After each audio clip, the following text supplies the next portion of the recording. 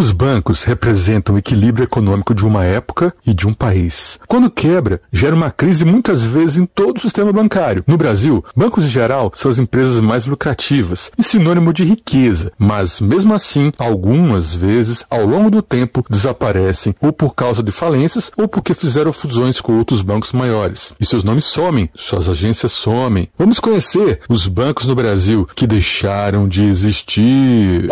Saudações, grandes champions! Eu sou Sheldon Starks e esse é o canal Nerd de Tudo. Sejam bem-vindos! Vamos conhecer os bancos brasileiros que sumiram ou porque faliram ou porque foram incorporados por outros maiores. Muitos bancos foram tão populares que até hoje as pessoas lembram das propagandas deles. Vamos entrar na história deles, conhecer mais, porque estamos vivendo sempre momentos de crises financeiras no mundo todo e o Brasil não é ao contrário. Apertem play!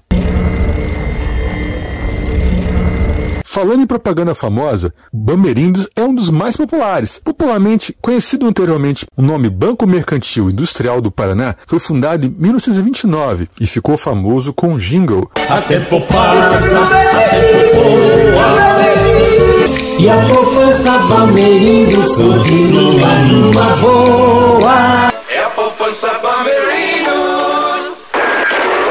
Essa propaganda era grude no ouvido das pessoas. E na metade da década de 90, no entanto, o banco enfrentou dificuldades financeiras, até que em 1997 ele foi comprado pelo HSBC. Falando em HSBC, esse grande banco inglês, que ainda hoje é grande no mundo, mas que deixou de existir no Brasil. A venda do HSBC foi ocasionada por uma série de escândalos e resultados financeiros abaixo do esperado dos mercados emergentes, como no Brasil. Ele deixou de existir e foi incorporado após uma fusão com o Bradesco no ano de 2015. Excel Econômico. O Banco Excel, esse banco surgiu em 1996, fruto de uma fusão entre o Banco Excel, que tinha sido fundado em 1990, e o Banco Econômico, de 1834. Fusão com o Banco Econômico passava por dificuldades financeiras, foi feita com auxílio do governo federal, modificando sua denominação para Banco Excel Econômico. Porém, não adiantou muito, pois os bancos unidos entraram em dificuldades financeiras e foram adquiridos em 1998 pelo Banco Bilbao Vizcaya Argentaria, que incorporou o banco. Cominde, o Banco do Comércio e Indústria de São Paulo, foi criado em 1889 por membros da elite cafeeira paulista e puxou a fila das instituições que faliram nos anos 80. Na ocasião, o Cominde sofreu uma intervenção federal por ter despesas superiores às suas receitas. Suas agências foram leiloadas e distribuídas pelo Banco Central entre diversos outros bancos que absorveram instalações e funcionários.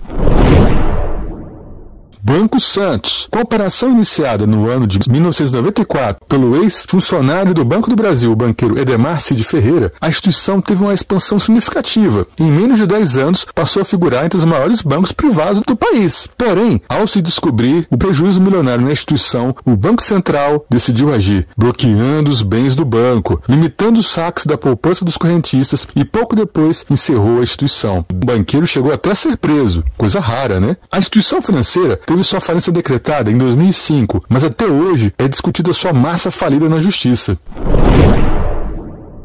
Banespa, estabelecido em 1909, o Banco do Estado de São Paulo encerrou suas atividades em 2001, quando foi adquirido pelo Santander. O processo de privatização, iniciado em 1994 com a intervenção do Banco Central do Brasil, chegou ao fim no ano de 2000, sendo integrado ao Banco Santander. Nossa Caixa, apesar do nome Caixa, não é Caixa Econômica Federal, mas sim originado a partir da união entre as Caixas Econômicas Paulistas, em 1918, criadas para cuidar das finanças da população de São Paulo. Nos anos 2000, no entanto, Nossa Caixa foi o último grande banco estadual que ainda não tinha sido privatizado. Com isso, em 2009, a Nossa Caixa fechou suas portas ao ser incorporado ao Banco do Brasil. Banco Nacional. Banco Nacional, originalmente chamado de Banco Nacional de Minas Gerais, foi uma instituição financeira fundada pelo ex-governador de Minas, José de Magalhães Pinto, e seu irmão Valdomiro de Magalhães Pinto. O banco é super lembrado porque foi patrocinador do grande Ayrton Senna, sempre com o bonezinho do banco. Mas nessa época, o banco não estava nada bem e sofreu intervenção do Banco Central do Brasil em virtude de sua insolvência. Acabou que o pedaço bom foi vendido para o Unibanco e o pedaço ruim do banco permaneceu no Banco Nacional, falindo em 1996. Sudameris, fundado em 1900. Apesar de centenário, o banco iniciou sua derrocada pouco antes dos anos 2000, com a compra do controle de um banco com péssima carteira de créditos. Em 2002, o Sudameris foi vendido para o Itaú, que desistiu da compra e permitiu que a ABN AMRO Real efetuasse a compra do banco meses depois, quando o Banco Real incorporou o Sudameris totalmente. Agora uma curiosidade interessante, do antigo Banco da Lavoura de Minas Gerais. Era um banco bem antigo, que a partir dele surgiram dois bancos após a briga dos herdeiros, o Banco Bandeirantes e o Banco Real, que foram da mesma família, portanto. O Banco Real, fundado em 1925, que foi pelo comprador do Sudameris, quando já pertencia ao ABN AMRO, depois encerrou suas operações ao ser adquirido por outro banco, o Santander, em 2008, e uma das maiores transações bancárias do mundo. Seu dono Aloysio Faria depois criou o Banco Alfa. Já o seu irmão, o Bandeirantes, originado da divisão do Banco da Lavoura de Minas Gerais em 1971, foi comprado pelo banco português Caixa Geral de Depósitos em 1998, que no ano de 2000 o venderia ao Unibanco. E falando em Unibanco, ele que foi fundado em 1924 em Minas Gerais também, pela família Moreira Salles, recebeu o nome pelo qual ficou conhecido em 1975, fruto da união de várias instituições bancárias brasileiras, e foi o primeiro do país a realizar transações exclusivamente via internet. Ele virou tão gigante, mas em 2008 realizou a maior fusão